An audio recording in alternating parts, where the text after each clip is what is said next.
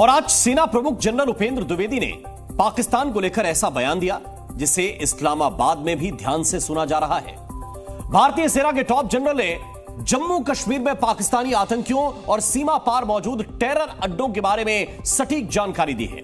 तो क्या इसका मतलब यह माना जाए कि एक बार फिर से सर्जिकल स्ट्राइक का प्लान तैयार हो रहा है? Whatever is remnant in the valley and Jammu area, we feel that around 80% or more are from Pakistan origin.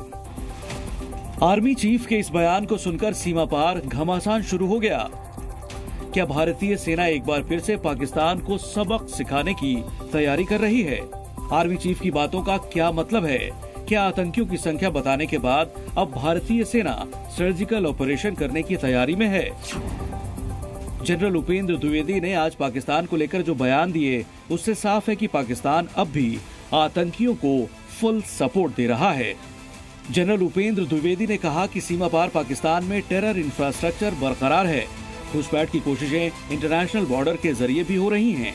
इस वक्त भी जम्मू कश्मीर में 80% आतंकवादी पाकिस्तानी मूल के हैं और पिछले साल मारे गए करीब 60% आतंकी पाकिस्तानी मूल के थे। इन बातों का मतलब यह है कि पाकिस्तान अभी तक सुधरा नहीं है। इससे पहले पाकिस्तान की आतंकवादी भेजने वाली आदत सुधारने के लिए भारत ने 2 बार सर्जिकल स्ट्राइक की थी। तो क्या सीमा पार एक और हमला करने का राइट टाइम आ गया है?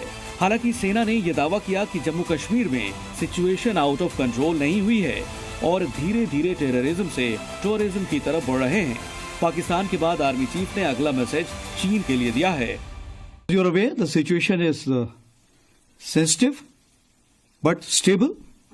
In October 2024, situation in Depsang and Demchok in eastern Ladakh got resolved. The patrolling to traditional areas in these 2 subsectors has commenced. Bharat और चीन के बीच चल रहे सीमा विवाद को लेकर आर्मी चीफ ने 5 बड़े बयान दिए। दरअसल भारत चीन के बीच पूर्वी लद्दाख में 4 साल से सीमा विवाद को लेकर तनाव था। 2 साल की लंबी बातचीत के बाद एक समझौता हुआ और हाल ही में वहां पेट्रोलिंग फिर से शुरू हो गई।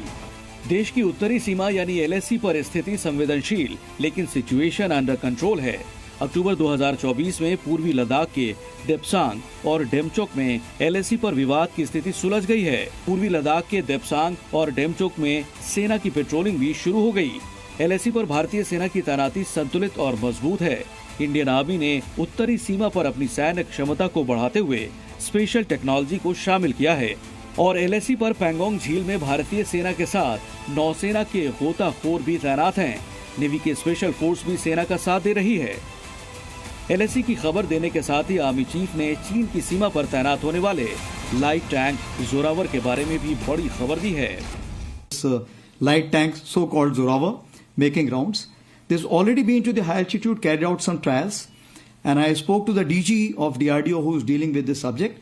As of today, when we speak, it is making its journey back to Chennai. And after the kind of improvement which have been suggested during these trials, we will see the new version, and thereafter we'll carry out more trials on the subject. भारतीय सेना को इस वक्त 350 से ज्यादा Zorawar tank को शामिल करने की प्रक्रिया है। भारतीय सेना इस वक्त 350 से ज्यादा जोरावर टैंक को शामिल करने की प्रक्रिया में है। जोरावर को पूर्वी लद्दाख में टेस्ट किया गया है और अब उसमें बदलाव बताए गए हैं, जिसके बाद वो सेना में शामिल होने के लिए तैयार हो जाएगा और भारत की सुरक्षा को मजबूत करने वाले जो बयान सेना प्रमुख ने दिए, उसे सीमा पार भी ध्यान से सुना ही जा रहा होगा। ब्यूरो रिपोर्ट, जी मीडिया। जी न्यूज़।